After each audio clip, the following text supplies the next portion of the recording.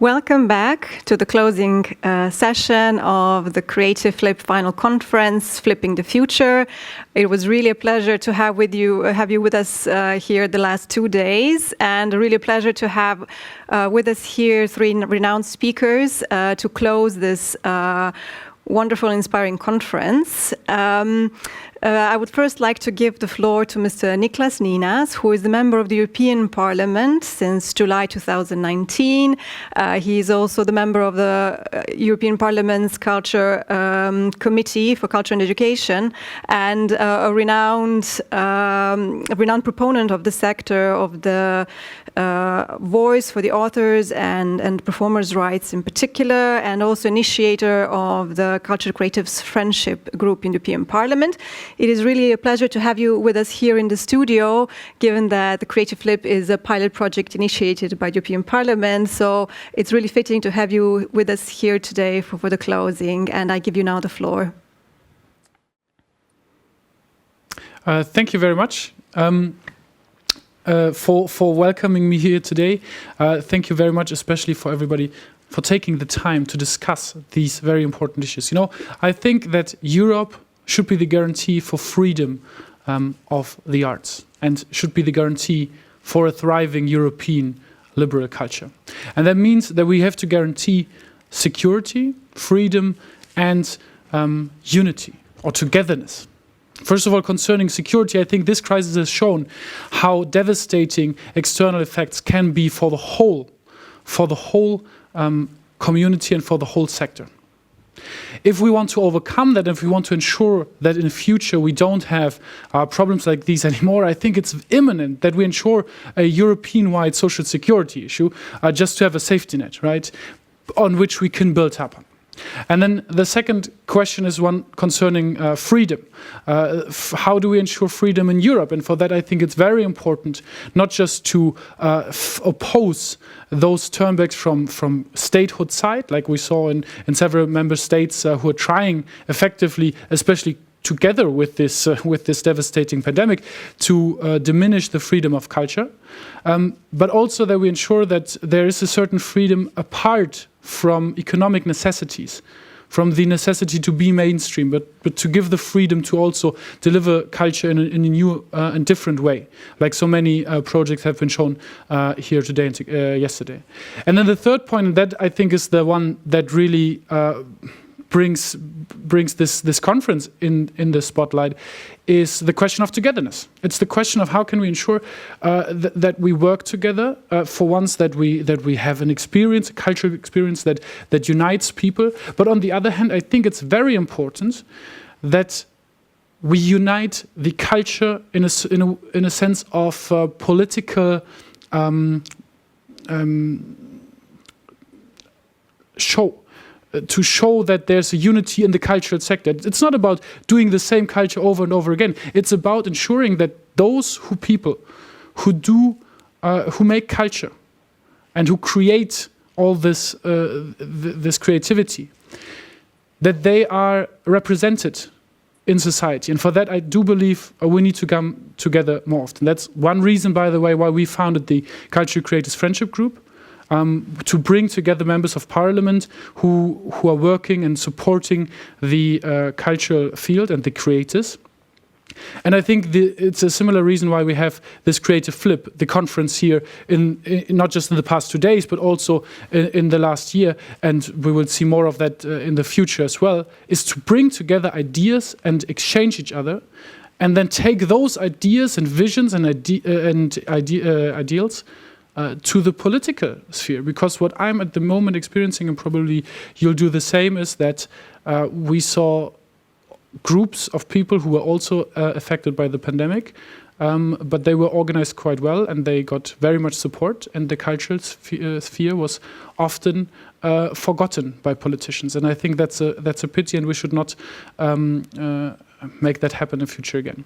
So all the ideas that have come to light during the conference these days, I think are worth taking to the political level, are worth being finished upon, and are worth being discussed and making into reality. And for that, we need unity in the cultural sector, to ensure that politicians, like myself, but also especially like my colleagues, listen to those ideas and ensure that they don't just become warm words, but actual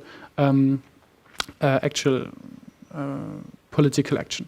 And with that, I want to finish my speech, because it's shaping ideas and taking action. And that's the next most important thing, taking action. So feel free and welcome to take action. Thank you very much. Thank you very much, Mr. Nienaß. I think your ideas really resonate with the sector, and I think everyone in the sector really appreciates the work that the Cultural Creatives Friendship Group is doing so far, and the support it's giving to the sector politically. The recent conference that was also held, and which gathered a lot of MEPs at the same time, but also sector representatives, really shows support. And thank you very for these kind words, and we count on your support in the next phase of FLIP, and hopefully the recommendations, the policy recommendations and the outputs we have from the project will indeed reach the ears of the policymakers and will come to fruition.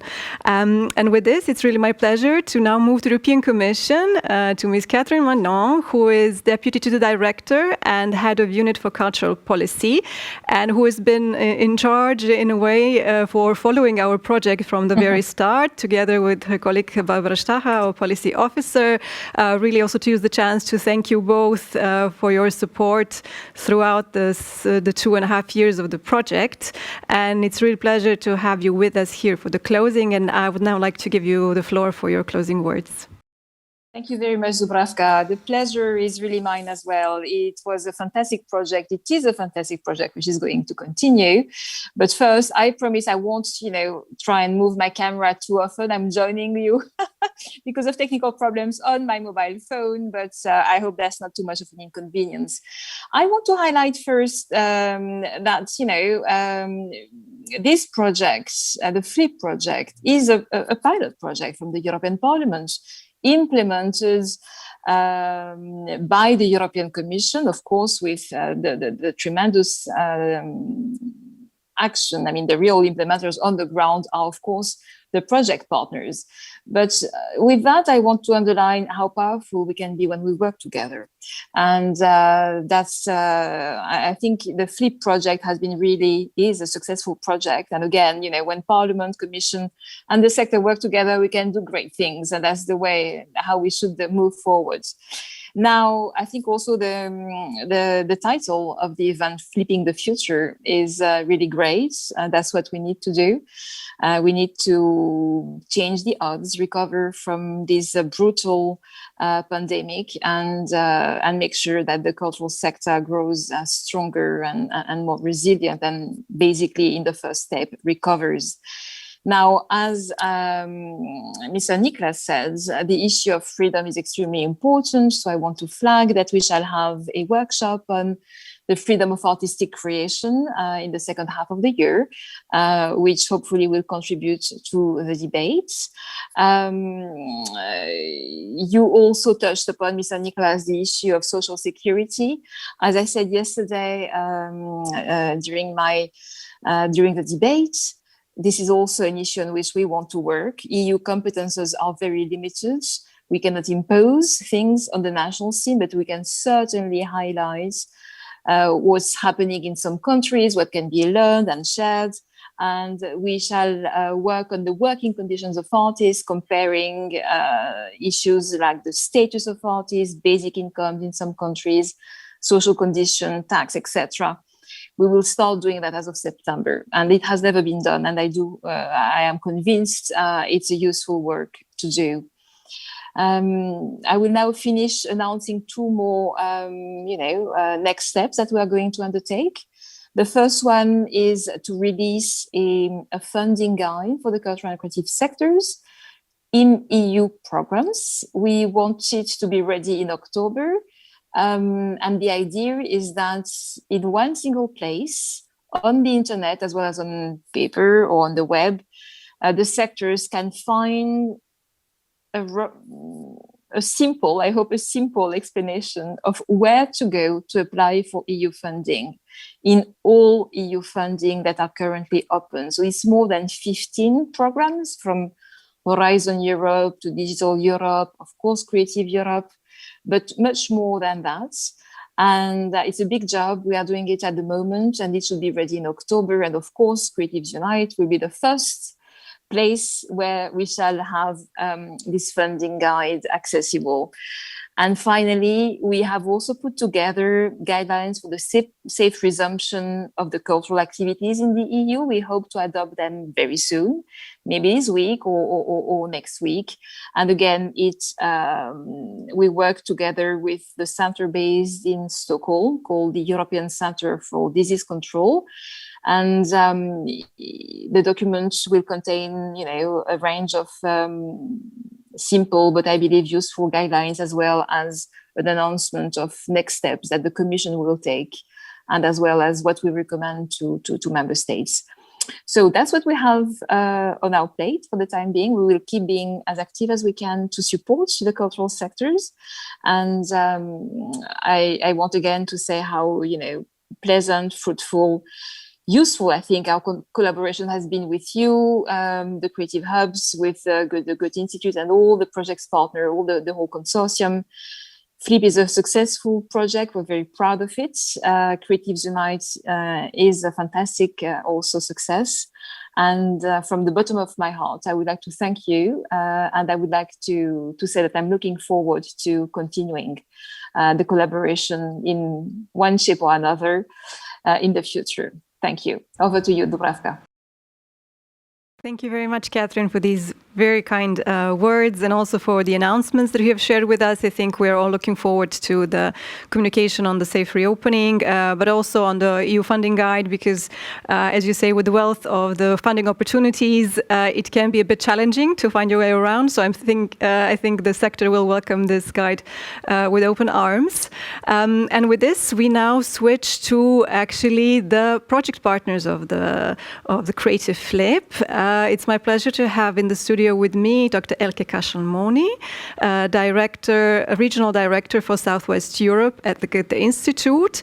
The Goethe-Institut here in Brussels, who has been the lead partner on the Creative Flip project for the last 2.5 years. And Elke, you have the floor. Thank you, Dubravka. Dear Catherine Magnant, dear Niklas, Nienaß, dear ladies and gentlemen. It's been really 2 extremely interesting and insightful days, and it's almost a pity now to take the word to end this conference, but end of conference obviously does not mean end of conversation, but will continue. It's a milestone, hopefully, that will continue in this process together with you. And just to recap a little bit, the project Creative Flip was launched in 2019 with the aim to tackle the existing systemic problems in the cultural and creative sectors and industries. We had the conference Flipping the Odds in Brussels in January 2020, and then COVID-19 happened and disrupted the planned project flow. Since then, yes, we've witnessed how the pandemic, and we all know it in so many ways, has brought to the fore the existing underlying systemic challenges that are there, and that really make the situation such an extremely dire one for the sector. We all know artists, creators, cultural operators, they have been so severely impacted by the pandemic. We know about the physical distancing measures, about the consequent postponements, cancellations, closing of culture and creative events and venues, and what this means and meant for the sector. Yet, during the past 2 days of this conference, we've really witnessed how the sector has come back fighting, using creativity and innovation to overcome the obstacles imposed by COVID-19. And to recap just some of the examples that have come up during the past 2 days, just to remember the Corona tests that one of the creative hubs in our Learning Labs program systematically conducted to make sure that their creative skills development program could take place, that all participating artists were tested negative before entering the schools, and again, that the program was able to take place. Also to remember how the sector has used spirit and compassion to support the minds and souls of societies, to really find ways to persevere and to restart. And we just heard the presentation of the Renaissance project from European Theatre Convention, which is, I think, a really good case in point. Also the peer-to-peer ambassadors of change, who earlier today shared their inspiring practice of daily brunches, online mental health support groups, and other innovative methods that ensure or aim to ensure the survival of the creative community, not just financially, but also in spirit. And we are really thankful, I have to say, we are really thankful that through the Creatives Unite platform and in the context of Creative Flip, we are able to safeguard and showcase these inspiring examples of the sector's response, and thus that we can contribute to ensuring that these voices are amplified, gain recognition, and that the good practices are shared and replicated. During the past 2 days, this conference has really brought together a wide array of cultural and creative sector stakeholders from all parts of the European Union. From the European Commission, the European Parliament, the Member States, from CCSI support organizations, funders, intermediaries, and of course, and maybe most importantly, from the representatives of the CCSI itself. We were inspired and encouraged by the talks given by Christian Ehler, Johannes Ebert, Michaela Magas, and Sten Christian Salouver. We drew lessons from the pandemic and discussed possible ways of addressing challenges and opportunities for the culture and creative sectors and industries in a post-pandemic context, from the perspectives of member states, networks, and in light of new research. We've learned about the main achievements of Creative Flip and presented to you the results of our work. Our research findings, reports, toolkits, guidelines. We sincerely hope you will make use of them and that you can make use, distribute them in your networks. We've learned about approaches towards diversified money streams, emphasized the value of cross-sectoral cooperation. We've addressed skills mismatches and peer learning. We've heard inspiring tales of the participants of the different Creative Flip programs and how these have impacted the work and cooperation. And maybe most importantly, over the past 2 days, we've also had the chance to exchange on the future outlook of the CCSI by listening to the stakeholders and their perspectives on what future policies need to take into account to ensure a future-proof sector and a future-proof society. Because it's really only through such multifaceted discussion and exchange of best practice between all that are involved, all stakeholders, that we can really identify and formulate the key actions that we need to close the existing gaps in the support mechanisms for the CCSI in Europe. And it's really the only way we can ensure an ecosystem which will help them thrive and reach their full potential. It's the only way in which we can flip the future in favor of the CCSI in Europe. We are very, very proud and thankful that together with our consortium partners, we have implemented this important and timely project Creative Flip as a pilot of the European Parliament, funded through the European Commission, Director General for Education, Youth, Sport and Culture. I wish to express my sincere gratitude to our partners, the European Creative Hubs Network, Idea Consult, VVA Economics and Policy, 3S, and Intellectual Property Institute Luxembourg for this excellent and extremely fruitful cooperation. We are very honored to be able to continue our joint efforts in the future. Flip 3 will build upon the important work that has been conducted in the past, offering new tools, new opportunities to the sector based on our findings, on our lessons learned, on the sector needs. We look forward to taking Creatives Unite, the Creatives Unite platform, a step further, and to welcoming you to the opening conference in the fall, so already mark your calendars. And let me also thank my team at the Goethe-Institut for an outstanding performance, especially during this difficult past year and a half. Dubravka, Wanda, and Philip, tremendously well done, guys. Vielen Dank. Thank you so much. Finally, I sincerely thank all of you for your valuable contributions, for having joined us today and having stayed with us during the past 2 days. We are so much looking forward to continuing to work together with all of you for the benefit of the cultural and creative sectors and industries. Thank you.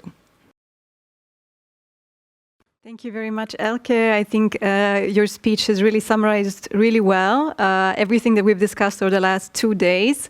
And also, I join you in thanking our speakers today, Mr. Nienaß and Ms. Catherine Magnant, and also all our participants behind the screen. And finally, also, I would like to, on my behalf, also thank the whole team. First of all, here, the technical team behind the cameras who are responsible for this wonderful display that we are seeing on the platform of the conference. And also to the Creative Flip team, to all the partners of the project that have been working together with us the last 2.5 years to manage to produce all these wonderful outputs and to organize this conference today. Thank you very much. And to all the audience, thank you once again for being with us. And with this, we finish the Flipping the Future conference and look forward to meeting you in the next phase of the Flip project. Thank you.